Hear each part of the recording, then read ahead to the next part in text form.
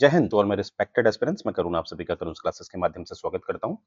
आज हम देखेंगे हरियाणा स्पेसिफिक जीके का पार्ट 2। तो आइए शुरू करते हैं। तो देखिए, क्वेश्चन है आपका, इनमें से किसका मकबरा पानीपत में नहीं है?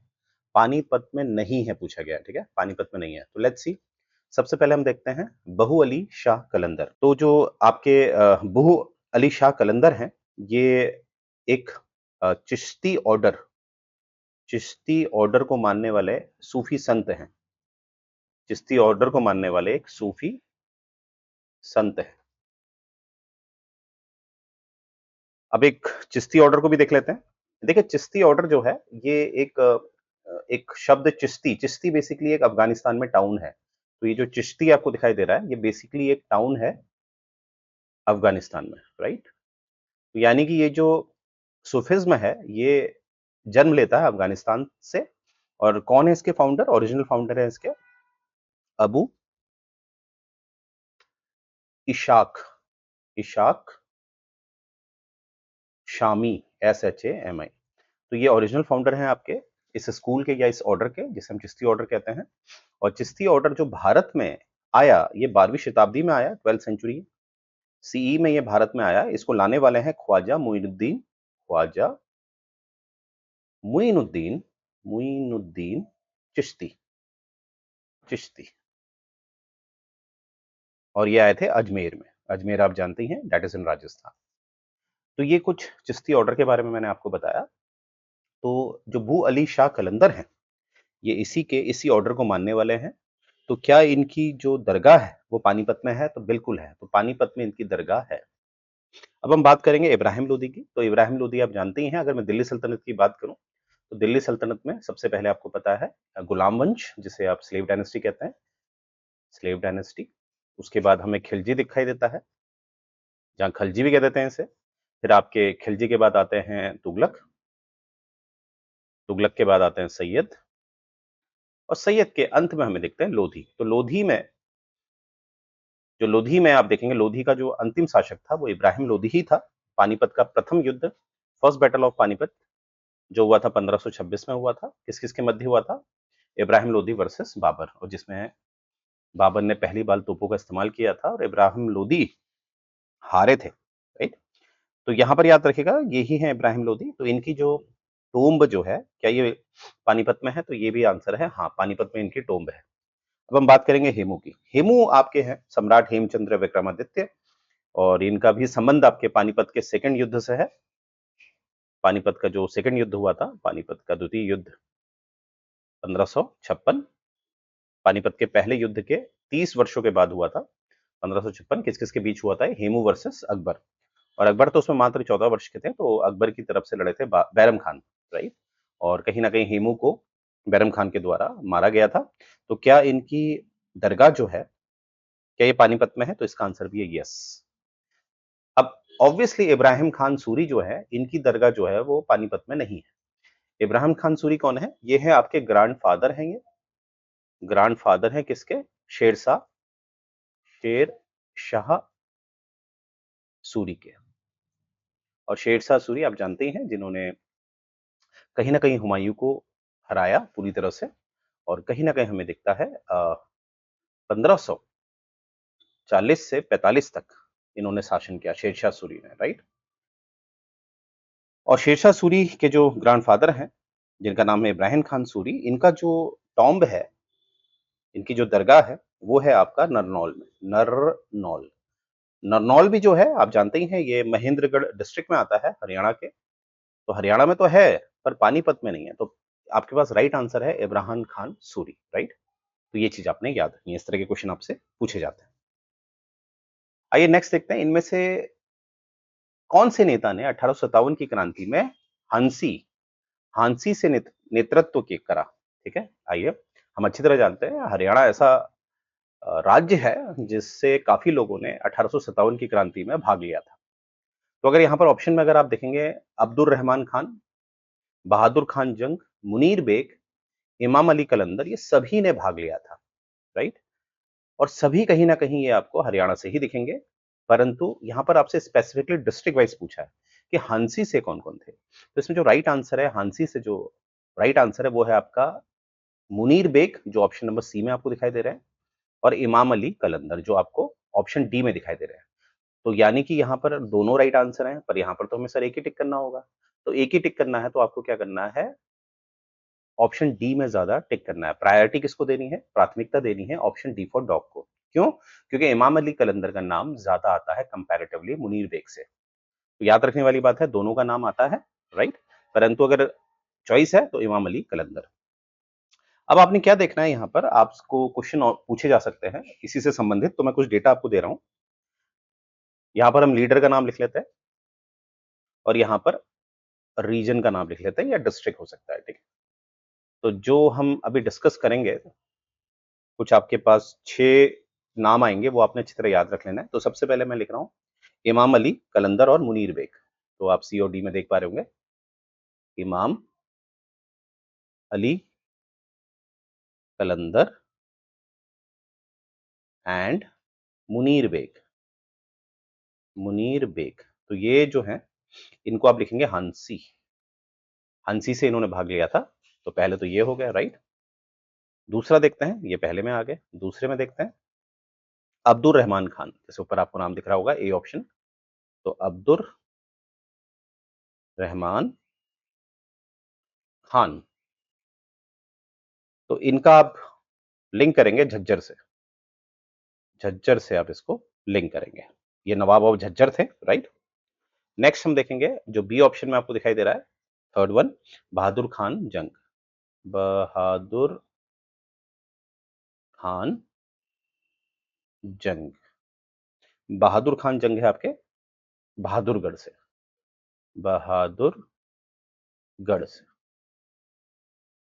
That is in Dadri, right. तो दादरी भी आप जानते हैं हरियाणा में ही है। तो 3 तो ये हो गए, इसको रेस कर रहा हूं मैं। चौथा हम देखते हैं राव तुला राम, ये काफी बार पूछा जाता है आपसे। तो राव तुला राम जो है ये आपके लिंक होंगे रेवाड़ी से, रेवाड़ी। और फिर है आपके नहार सिंह। नहार सिंह, नहार सिंह आप जोड़ेंगे कहां से, बल्लभगढ़ से, बल्लभगढ़। फिर आपके हैं अहमद अली। अहमद अली, ये आप लिंक करेंगे फरूख नगर से, फरूख नगर। तो ये जो मैंने 6 नाम आपको दिए हैं, राइट। अब नाम देखेंगे तो वैसे सच में मैंने आपको 7 नाम दिए हैं, क्योंकि इमाम अली कलंदर और मुनीर बेग मैंने एक रखा है जो हंसी से है, अब्दुल रहमान खान जो झज्जर से हैं, बहादुर खान जंग जो बहादुरगढ़ से हैं, राव तुला राम जो रेवाड़ी से हैं, निहार सिंह जो बल्लभगढ़ से हैं, और अहमद अली जो फरूख नगर से हैं। तो ये आपने अच्छी तरह याद रखना है, very important for your exam. अब देखते हैं रजिया सुल्तान का मकबरा कहाँ है। तो रजिया सुल्तान के बारे में मैंने आपको पहले भी बताया है, इल्तुतमिश की पुत्री है ये, इन्होंने शासन किया है 15, माफ कीजिएगा, इन्होंने जो शासन किया है वो क्या है 1236 से 1239 तक। फिर इनको बंदी बना लिया गया था, और इवेंचुअली हमें पता चलता है कि 14 अक्टूबर 1240 में इनको मार दिया जाता है कैथल के करीब। कैथल के करीब इनकी हत्या कर दी जाती है कुछ जाट लोकल्स के द्वारा, राइट। तो यहां पर क्वेश्चन है कि रजिया सुल्तान का मकबरा कहाँ है। तो रजिया सुल्तान का मकबरा, जैसे मैंने बताया आपको कि कैथल के करीब इनको मारा गया है, गया था। तो कैथल के करीब यानी कि कैथल में ही इनका मकबरा है। परंतु इसमें भी कुछ हिस्टोरियन इस बात से सहमत नहीं होते हैं। उनका मानना है कि जो रजिया सुल्तान है उनका जो टॉम्ब है वो ओल्ड दिल्ली में है या राजस्थान में है। परंतु जो मैं हरियाणा स्टेट सिविल सर्विसेज इस आयोग की बात करूं, तो ऑफिशियली ये लोग ये मानते हैं कि रजिया सुल्तान का जो मकबरा है वो आपके कैथल में है। तो अगर आप कैथल में टिक करके आते हैं तो आपका आंसर कहीं से भी गलत नहीं माना जाएगा, अगर बात हरियाणा सिविल सर्विसेज की जाएगी। तो ये बात आपने याद रखनी है। कमेंट सेक्शन में मुझे बताइएगा कि रजिया सुल्तान के बॉडीगार्ड का क्या नाम है, जिससे उनको उनको बदनाम भी किया गया है कि इनका प्रेम प्रसंग था इनसे, जिससे कहीं ना कहीं चहलगानी नाराज थे। उनका नाम बताइए, और ये भी बताइए कि रजिया सुल्तान का विवाह किससे हुआ था, ठीक है। आइए नेक्स्ट देखते हैं, बागवानी का शौकीन मुगल शासक किसे कहा जाता है। गार्डनिंग का काफी शौक है, राइट। जैसे बीच में आपका एक किला हो गया, ये पैलेस हो गया समझ लीजिए। तो इधर भी आपका गार्डन, इधर भी आपका गार्डन, इधर भी आपका गार्डन, इधर भी आपका गार्डन, तो चारों तरफ गार्डन। तो इस तरह का शौक इसको था। ये शौक था आपके बाबर को जो मुगलों के पहले बादशाह बने, तो राइट आंसर है बाबर। Very important. जैसे अगर मैं देखूं, एक आरम बाग, माफ कीजिएगा, आरम बाग करके है। आरम बाग जो आपको आगरा में दिखाई देता है, इसे माना जाता है ओल्डेस्ट मुगल गार्डन। ये बनाया गया था बाबर के द्वारा, और बाबर का समय काल आप जानते हैं, फर्स्ट बैटल ऑफ पानीपत यानी कि 1526 में जीते थे, और 1530 में इनकी मृत्यु हुई थी। तो 1526 से 1530 तक इनका एक एक शासनकाल था भारत में, और इसी के मध्य में इन्होंने 1528 में इन्होंने आगरा में आरम बाग बनाया। Very important, right. तो बागवानी का शौकीन में किसका नाम आएगा? यहां पर आएगा बाबर का। आइए नेक्स्ट देखते हैं। हरियाणा में कांग्रेस की पहली शाखा कौन लेकर आया? कांग्रेस की पहली शाखा कौन लेकर आया?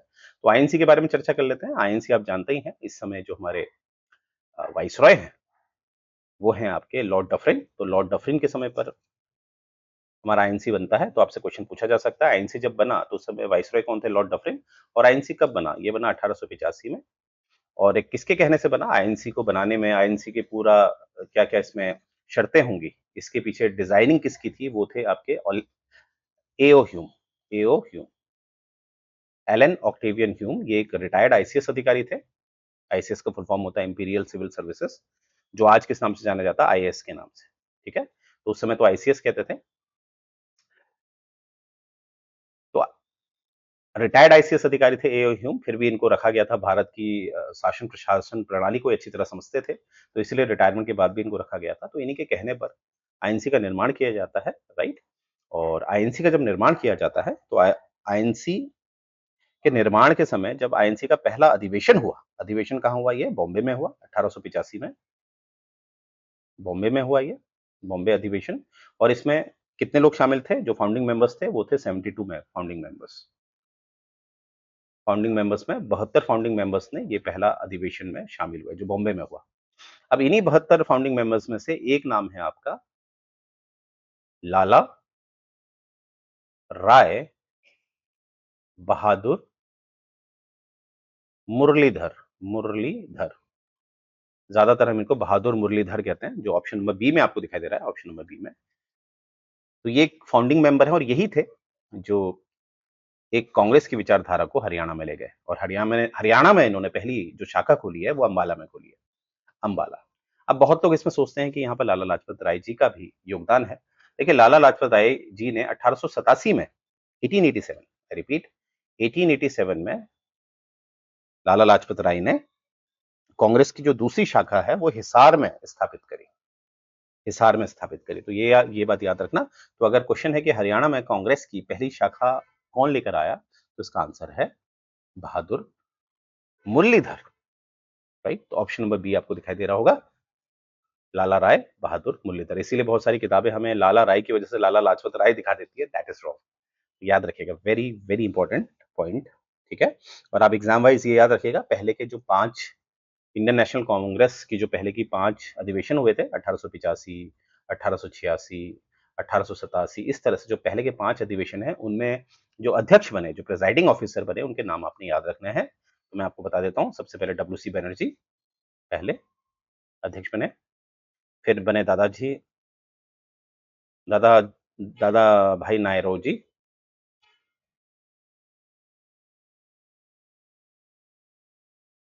जिन्हें ग्रांड ओल्ड मैन भी कहा गया है। फिर आके बदरुद्दीन तैयब जी, बदरुद्दीन तैयब जी। फिर आगे आपके जॉर्ज यूल। फिर आगे आपके डब्ल्यू सी बनर्जी। तो ये चीज आपने याद रखें। तो W C Bonnerjee, Dadabhai Naoroji, Badruddin Tyabji, George Yule, W C Bonnerjee, right. और ये भी याद रखेगा कि जो सरोजनी नायडू है, सरोजनी नायडू, नायडू जो हैं वो पहली भारतीय महिला अध्यक्ष बनती है कांग्रेस की 1925 के अधिवेशन में। और ये अधिवेशन कहाँ हुआ था? ये अधिवेशन हुआ था कानपुर में। तो ये चीज आपने इस तरह से डेटा आपने ध्यान रखना है, राइट। आइए नेक्स्ट देखते हैं, वेरी इंपॉर्टेंट। कुरुक्षेत्र विश्वविद्यालय की स्थापना किस वर्ष हुई थी? तो उसी वर्ष हुई थी जिस वर्ष हमारे महान विधि नायक अंबेडकर सर की डेथ हुई थी। तो आप बिल्कुल सही समझे हैं, अंबेडकर सर की जो डेथ हुई थी वो हुई थी आपके 6 दिसंबर 1956। तो साल आपने पकड़ लिया हो गया, तो कुरुक्षेत्र 1956 में ही बनता है। और जब कुरुक्षेत्र यूनिवर्सिटी यूनिवर्सिटी बनती है, तो उस समय ये सिर्फ एक यू नो एक ही इसमें डिपार्टमेंट था, वो था संस्कृत। नाम ही देखिए कुरुक्षेत्र, तो एक कहीं न कहीं एक धार्मिक होने के वजह से इसमें कहीं न कहीं इसकी जो विश्वविद्यालय बनता है आपका कुरुक्षेत्र, इसमें केवल एक ही डिपार्टमेंट है, केवल एक ही विभाग है, वो है आपका संस्कृत। और इसकी जो स्थापना होती है, इनॉर्गेशन होता है, वो होता है 11 जनवरी 1956। आई रिपीट, वो ये वही वर्ष है जब हमारे बाबा साहब की डेथ हुई थी। और इसकी ओपनिंग में हमारे पहले राष्ट्रपति जो कि हैं डॉक्टर राजेंद्र प्रसाद, वो आए थे। डॉक्टर राजेंद्र प्रसाद। और कभी आप लोग डॉक्टर राजेंद्र प्रसाद की जीवनी पढ़ेंगे तो आपको दिखेगा कि डॉक्टर राजेंद्र प्रसाद इतने इंटेलिजेंट थे कि इनकी एक बार कॉपी चेक करते समय इनके जो अध्यापक थे उन्होंने लिखा था कि मैं इस शिष्य की कॉपी चेक नहीं कर सकता, क्योंकि इस शिष्य को जितना आता है उतना मुझे नहीं आता। तो देखिए उस समय के लोग, टीचर्स भी कितने जेन्युइन थे, राइट? तो ये चीज याद रखिए, वेरी इंपॉर्टेंट। अब देखिए नेक्स्ट क्वेश्चन है आपका, श्री अटल बिहारी वाजपेयी जी की अस्थियों को कहाँ विसर्जित किया गया? तो देखिए अटल बिहारी वाजपेयी जी का ये था, जब वो जीवित थे तो वो कहते थे कि मेरी अस्थियां भारत के हर एक कोने में विसर्जित की जाए। तो फिलहाल तो हम देखेंगे कि अगर मैं हरियाणा की बात करूं, तो हरियाणा में उनकी जो अस्थियां थी, अस्थियों का कुछ भाग कहाँ विसर्जित किया गया, वो कुरुक्षेत्र में किया गया। क्योंकि कुरुक्षेत्र के लिए अगर मैं धार्मिक एंगल से देखूं तो ये माना जाता है कि जो हमारे लॉर्ड ब्रह्मा है, उन्होंने यहाँ पर सृष्टि का निर्माण किया, ब्रह्म सरोवर पे। ठीक है, कुरुक्षेत्र के ब्रह्म सरोवर पे अस्थियों को कहीं ना कहीं समर्पित किया गया। और कहां पर? ब्रह्म सरोवर। तो ये बात याद रखिएगा, Kurukshetra is the right answer, right? आगे देखते हैं, नेक्स्ट क्वेश्चन देखते हैं, हरियाणा में सबसे अधिक वर्षा किस जिले से होती है? देखो, हरियाणा में सबसे अधिक वर्षा कहाँ होती है? हरियाणा में सबसे अधिक वर्षा जो होती है वो आपकी ज्यादातर, देखिए अगर मैं हरियाणा को कुछ इस तरह से बनाऊं, मान लीजिए हरियाणा का मैप है, तो ये जो ऊपर वाला हिस्सा है ये आपका शिवालिक रेंज में आता है। शिवालिक जो नॉर्थ ईस्ट वाला है हरियाणा का, ये शिवालिक बेल्ट में आता है। जैसे पंचकुला हो गया, अंबाला हो गया, यमुनानगर हो गया, ठीक है, ये चीजें आपकी शिवालिक बेल्ट में आती है। और नीचे अगर आप देखेंगे ये वाला साउथ ईस्ट, साउथ वेस्ट, माफ कीजिएगा, साउथ वेस्ट वाला हिस्सा, ये आपका कहीं ना कहीं जो राजस्थान का डेजर्ट है उससे संपर्क में रहता है, हरियाणा का जो साउथ वेस्ट है, राइट? हरियाणा का जो साउथ वेस्ट है, जैसे सिरसा हो गया, साउथ वेस्ट में कौन हो गया? सिरसा। अब देखिए ध्यान से देखिएगा कि जो आपका नॉर्थ ईस्ट वाला एरिया है हरियाणा का, जैसे मैंने अभी आपको बताया, अंबाला हो गया, इसमें पंचकुला हो गया, इस तरह से। तो यहाँ पर जो राइट आंसर है आपका, सबसे अधिक वर्षा कहाँ होगी? वहीं होगी जो शिवालिक के पास है, राइट? शिवालिक के पास है। तो शिवालिक के पास है, तो यहाँ पर जो राइट आंसर होगा या तो पंचकुला होगा, अंबाला होगा, या यमुनानगर होगा। ठीक है, ये तीन तो आपका ऑप्शन हो सकता है। तो तीन में से सबसे ज्यादा किस में माना जाता है? अंबाला में। डिस्ट्रिक्ट वाइज देखा जाए तो अंबाला, डिस्ट्रिक्ट वाइज देखा जाए तो अंबाला सबसे नंबर वन माना जाता है, राइट? क्योंकि शिवालिक को टच करते हैं ये, तो अंबाला को नंबर वन रखा जाता है अगर डिस्ट्रिक्ट वाइज पूछा जाता है। अगर आपको स्पेसिफिक लोकेशन पूछी जाती है तो वहां पर आपका आंसर है छछरौली, CHHACHHRAULI, छछरौली, जो कि यमुनानगर में है। यमुनानगर, यमुनानगर में है छछरौली। अगर स्पेसिफिक जगह आपसे पूछे जा रही है तो छछरौली, छछरौली में सबसे ज्यादा बारिश होती है, इसीलिए इसको चेरापूंजी ऑफ हरियाणा भी कहा जाता है। चेरापूंजी ऑफ हरियाणा भी कहा जाता है। यहाँ सबसे ज्यादा बारिश मेजर की जाती है, कहाँ? छछरौली पे। परंतु अगर डिस्ट्रिक्ट वाइज पूछा जा रहा है तो अंबाला, डिस्ट्रिक्ट वाइज पूछा जा रहा है तो अंबाला, ये बात आपने याद रखनी है। और अगर मैं कहूँ कि सबसे कम बारिश कहाँ होती है, तो ऑब्वियसली मैंने बताया जो आपके साउथ वेस्ट की तरफ होगा, जो आपका डेजर्ट की तरफ होगा, वो है आपका सिरसा।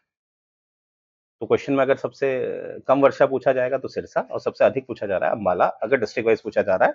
और अगर स्पेसिफिकली अगर आपने देखना है चेरापूंजी और हरियाणा किसे कहा जाता है, वो कहा जाता है Chhachhrauli. Very very important, right? आइए आगे देखते हैं, जॉर्ज थॉमस हरियाणा में कब आए? कल भी शायद इसमें चर्चा करी थी, एक आयरिश है, राइट? और जब ये भारत में आते हैं, जॉर्ज थॉमस हरियाणा में, जब माफ कीजिएगा, जब जब ये भारत में आते हैं तो ये मद्रास में आते हैं। और मद्रास में जब ये आते हैं तो वो वर्ष है 1782। तो 1782 में ये मद्रास में पहुंचते हैं। इवेंचुअली ये हमारे हरियाणा में एक ओन किंगडम बनाते हैं, एक ओन अपना खुद का एक किंगडम स्थापित करते हैं हरियाणा में। कहा? हंसी में यानी कि ये क्या करता है, अपना ओन किंगडम ये हंसी के पास, आज जिसे आप हंसी कहते हैं, हंसी जनपद, वो ही इनका एक समय का एरिया था, क्योंकि अपनी ये कैपिटल किसे रखते हैं, हंसी को। हंसी को अपनी ये कैपिटल बनाते हैं, राइट, अपने किंगडम की कैपिटल बनाते हैं। और ये हरियाणा के जो लोकल लोग थे उस समय, वो लोग इनको किस नाम से जानते थे, जहाजी साहब, जहाजी साहिब, जहाजी साहिब नाम से पुकारते थे इनको। इनको फेमस थे जहाजी साहिब नाम से, कौन, जॉर्ज थॉमस, राइट। और कहीं ना कहीं अगर क्वेश्चन में आपसे पूछा जा रहा है कि जार थमर हरियाणा में कब आए, तो इसका आंसर है हरियाणा में कब आए, 1782। ठीक है, क्योंकि जब ये मद्रास में आ गए हैं, फिर ये हरियाणा में भी आ गए थे इसी वर्ष, तो 1782 इज द राइट आंसर। और ये भी याद रखेगा कि इनकी जो मृत्यु होती है वो, ये मराठाओं से हार जाते हैं, और इवेंचुअली जब ये वापस जा रहे होते हैं तो 1802 में इनकी मृत्यु हो जाती है। तो याद रखिएगा 1802 में इनकी मृत्यु हो जाती है। जहाजी साहिब नाम से फेमस है, ये आपसे क्वेश्चन पूछा जा सकता है। और ये इन्होंने अपनी कैपिटल किसे बनाया था, हंसी को। Very important. आगे देखते हैं। अब क्वेश्चन आता है, भीष्म पितामह बाण संया पर कितने दिन तक लेटे रहे। तो देखिए, इसको याद करने का सिंपल सा तरीका आपने सुना होगा, एक हमारे पी श्री रामुल्लू थे, श्री रामुल्लू, जो भूख हड़ताल में चले गए थे, फिर आंध्र स्टेट का निर्माण होता है और अंत में 1956 में हमें आंध्र प्रदेश मिलता है। तो बहुत सारी किताबें वहां पर 56 दिन लिखती है, 56 डेज। हाँ, कहीं कहीं पर उनको 58 डेज भी माना गया है। तो यहाँ पर 56 दिन। अब मैं 56 डेज क्यों कह रहा हूँ, यही इसका आंसर है। ये भी भीष्म पितामह जो संया में लेटे रहे वो 56 दिन है। तो याद करने के लिए याद रखेगा पी श्री रामुल्लू, क्योंकि बहुत सी किताबें 56 डेज उनको मानती है कि वो भूख हड़ताल में रहे थे। 58 भी मानती है, बात याद रखिएगा। बट यहाँ पर अगर 56 दिन देखा जाए तो भीष्म पितामह भी किस संया में कितने दिन बैठ रहे, 56 डेज, राइट। तो यहाँ पर ये सेशन यही एंड करता हूँ, आगे के क्वेश्चन और ला रहा हूँ मैं, और बताइएगा आपको ये सेशन मेरे पसंद आ रहे हैं नहीं आ रहे, ठीक है। और कहीं ना कहीं क्वेश्चन रिपीट होने के पूरे चांसेस होते हैं, तो अब इन क्वेश्चंस को, और जो भी मैं इनको लिंक कर रहा हूँ, उससे जुड़ी हुई बातें भी आप अच्छी तरह समझ लीजिएगा, नोट्स बना लीजिएगा। और जब आप एग्जाम में बैठेंगे तो कहीं ना कहीं मैं उम्मीद करता हूँ क्वेश्चन फंसेंगे। और अगर क्वेश्चन फंसते हैं तो कमेंट सेक्शन में जरूर बताइएगा कि आपके क्वेश्चन फंसे हैं। तो यहीं से मैं एंड कर रहा हूँ। जय हिंद गाइस।